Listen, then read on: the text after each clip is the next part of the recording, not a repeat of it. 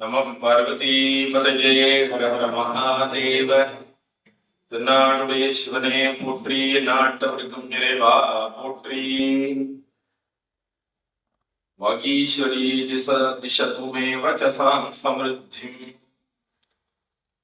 யஸ்யோ நாம ரூபாभ्याம் யா தேவி சர்வமுத்கடா. தயோः சம்ஸ்மரணாத் பும்சாம் சர்வதோ ஜெயமங்களம். வாகர்த்தாவிவ சம்புக்தோ வாகர்த்த பிரதிபத்தயே. ஜகதः பிதரோ வந்தே பார்வதி பரமேஸ்வரோ. ஒவ்வொரு மாதத்திலும் வருகின்ற பௌர்ணமி திதி அன்று சிவ தருணாருண சபா என்கின்ற ஒரு சபையை ஆரம்பிச்சு அந்த சபை மூலமாக நிறைய மாணவர்களுடைய புரோத்சாக வர்த்தனம், உற்சாகத்தை வர்த்தனம் பண்றோம். அப்படியே வளர்ப்பதற்காக நிறைய விஷயங்களை உள்ளடங்கிய ஒரு சபையானது ஆரம்பிக்கப்பட்டு நடைபெற்றுக் கொண்டிருக்கின்றது. இப்போதைக்கு இந்த சிவ தருணாருண சபா அப்படிங்கிற சபையின் மூலமாக ஒவ்வொரு பௌர்ணமி என்று பாலபாஷணம் என்று சொல்லக்கூடிய சிவ கொழுந்துகளின் அந்த பேச்சாற்றலை வளர்ப்பதற்காக ஒரு தலைப்பு அவங்களே தயார் பண்ணிக்க வேண்டியது. அந்த தலைப்புல குறிப்பிட்ட சமயத்துல அந்த தலைப்புல தான் என்ன விஷயங்கள் தெரிஞ்சின்றோமோ அந்த விஷயங்களை மற்றவங்களுக்கு சொல்றது அப்படிங்கிற ஒரு அந்த பேச்சாற்றல் அப்படிங்கிற ஒரு ஆற்றலை வெளிக்கொண்டு வரணும். வெளிக்கொண்டு வர்றது மட்டும் இல்லாம அதை நல்லா வளர்த்துக்கணும்.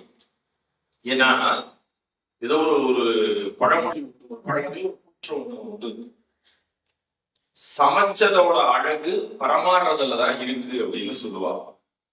நல்லா அறுசுவையாக சமைச்சு வச்சிருந்தாலும் பரமாற தெரியாம அது எதுக்கப்புறம் எப்படி போடணும், எந்த பதார்த்தம் எந்த பொருளுக்கு அப்புறம் எதை போடணும் அப்படிங்கிறது தெரியல அப்படின்னா அந்த அறுசுவையாக சமைச்சு வச்சிருந்தாலும் அது பிரயோஜனப்படாது அப்படின்னு. அதே மாதிரி ரெண்டு பதார்த்தங்கள் தான் சமைச்சிருக்கா, ஆனா அன்போட அந்த பரமாற விதமான அழகு இருக்கு பத்தியா, அந்த அழகுல அந்த பரமாறக்கூடிய அழகுல அப்படியே அந்த ரெண்டு பதார்த்தங்களும் அப்படியே விரும்பி சாப்பிடுவாள். அப்ப சமைச்சதோட அழகு பரமாறுறதுல இருக்கு, சாப்பிடுறதோட அழகும் பரமாறுறதுல இருக்கு அப்படிங்கிற மாதிரி சொல்லுவார். அதனால விஷயங்கள் தாத்பரியம், விஷயங்கள் நம்ம எப்படி எவ்வளவு தெரிஞ்சிட்டு இருக்கோம் அப்படிங்கிறத காட்டிலும் தெரிஞ்சின்ற விஷயத்தை எப்படி மற்றவங்களுக்கு நம்ம கொண்டு செலுத்துறோம், மற்றவங்களுக்கு எப்படி அதை புரிய வைக்கிறோம் அப்படிங்கிறது தான் ரொம்ப முக்கியம். அதுதான் நிறைய விஷயங்கள் நிறைய நிறைய விஷயங்கள் தெரிஞ்சுட்டு இருப்பாங்க சில பேர். ஆனா அந்த விஷயத்த கோர்வையாக மற்றவங்களுக்கு சொல்றதுல அவங்களுக்கு அவ்வளவா சாமர்த்தியம் பத்தாது.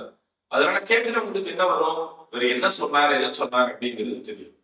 சில பேர் ரெண்டு விஷயங்கள் தான் தெரிஞ்சுட்டு இருப்பா, ஆனா சொல்ல வேண்டிய விதத்துல அழகா சொன்னதுனால அது அவங்களுக்கு மனசுல போய் நல்லா பதிஞ்சிடும். அதனால நம்ம குழந்தைகள் எல்லாமே வருங்கால சந்ததிகள்ல நிறைய சொல்லக்கூடிய விஷயங்களை அழகா மத்தவங்களுக்கு தான் தெரிஞ்சின்ற விஷயத்த சொல்ல நினைக்கிற விஷயங்களை மற்றவங்களுக்கு எந்தவித தடங்களும் இல்லாம எந்தவித கேட்கிறவங்களுக்கு எந்தவித ஒரு சந்தேகமும் இல்லாம தெளிவா அவங்க புரிஞ்சுக்கணும், தெளிவா அவங்க தெரிஞ்சுக்கணும். அந்த அளவுக்கு சொல்ல நம்ம பழகிக்கணும். அதுக்காகத்தான் இந்த சிவ தருணாருண சபா அப்படிங்கிற ஒரு சபையை ஆரம்பிச்சு ஒவ்வொரு பௌர்ணமியிலையும் அந்த நம்மளுடைய பாடசாலை மாணவர்களுடைய அந்த பாலபாஷணம் அப்படிங்கிற ஒரு அந்த பேச்சாற்றலை வளர்ப்பதற்காக இந்த சபையை ஆரம்பிக்கப்பட்டிருக்கு. இதுல இன்னொரு மகிழ்ச்சியான விஷயம் என்ன அப்படின்னா, இது வரக்கூடிய காலங்கள்ல அமாவாசையிலும் இந்த சிவ தருணாருண சபையானது செயல்படும். அப்ப மாசத்துல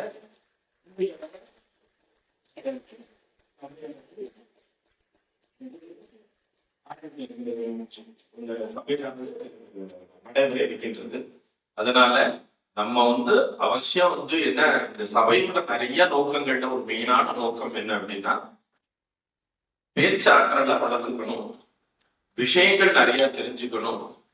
நிறைய விஷயங்கள் தெரிஞ்சிருந்தாலும் எந்த விஷயத்த நம்ம தெரியப்படுத்துறோமோ எந்த விஷயத்தை பத்தி நம்ம பேசுறோமோ அதை முன்னாடி நம்ம நல்லா பேசி பார்க்கணும். சொல்லும் பொழுது எந்தவித ஒரு தடங்களும், எந்தவித ஒரு தடுமாற்றமும், எந்தவித ஒரு பயப்படாம இல்லாம தைரியமா அந்த விஷயத்த நம்ம சொல்ல கத்துக்கணும். மற்றவங்களுக்கு புரியாதவங்களுக்கு கூட நம்ம பேசுற விதம் அவங்களை புரிய வைக்கணும். அந்த அளவுக்கு நம்மளுடைய பேச்சாற்றலை வளர்த்துக்கணும். அப்படி வளர்த்துக்கணும் அப்படிங்கிறதுக்காக தான் இந்த சபையானது ஆரம்பிக்கும். வழக்கம் கூட இந்த சபையில 3 வித்தியார்த்திகள் பேச இருக்கிறாங்க. முதல்ல ஹரிஹரன் சர்மா, அவர் வைதிக சந்தியாவந்தனத்தினுடைய மந்திரார்த்தம் அப்படிங்கிற வைதிக சந்தியாவந்தனத்துல நிறைய மந்திரங்கள் இருக்கு, அது நிறைய அர்த்தங்கள் இருக்கு. அதுல அவரை தெரிஞ்சிட்ட மந்திரார்த்தத்தை சொல்ல இருக்கார். அடுத்து ஸ்ரீவத்சன் அப்படிங்கிறவர் தீக்ஷாவிதிங்கிற ஒரு பெரிய தலைப்பு. அதுல அவர் தீக்ஷா காலத்தை பத்தியும் சில விஷயங்களை பத்தியும் பேசுறதுக்கு இருக்கார். அடுத்து பைரவ கிஷோர் அப்படிங்கிறவர் திவ்யாபிஷேக விதி. இவர் போன மாசமும் இந்த தலைப்புல பேசினார். அதுல சில விடுபட்ட விஷயங்கள் எல்லாத்தையும் இந்த இடத்துல சொல்லணும்னு நினைக்கிறார். அதுக்கு முன்பாக எப்பவும் வழக்கம் கூட நம்ம முதல் ஆரம்பிக்கும் போது ஒரு நாயனார் 63 நாயன்மார்களோட சரித்திரத்துல ஏதோ ஒரு சரித்திரத்தை, ஒரு நாயன்மாரோட சரித்திரத்தை பத்தி நம்ம அதை பேச வச்சுட்டு அதுக்கப்புறம் நம்ம இந்த சபையை ஆரம்பிப்போம். அந்த நாயன்மார சரித்திரத்தை பவேஷ் அப்படிங்கிறவர் இங்க சொல்ல இருக்கார். அதனால முதல்ல நாயன்மார சரித்திரம், அதுக்கப்புறம் ஹரிஹரன் நபர், அதுக்கப்புறம் ஸ்ரீவத்சன், அதுக்கப்புறம் பைரவ கிஷோர். இவங்க 4 பேருடைய இந்த மாசத்துடைய இந்த சபையானது நடப்பட இருக்குது. முதல்ல அந்த நம்ம பவேஷ் அவர்களுடைய என்னது மெய்ப்பொருள் நாயனார் என்பவருடைய அந்த கதா, அவருடைய சரித்திரத்தை பத்தி அந்த சமயத்தில் சொல்ல வர்றார்.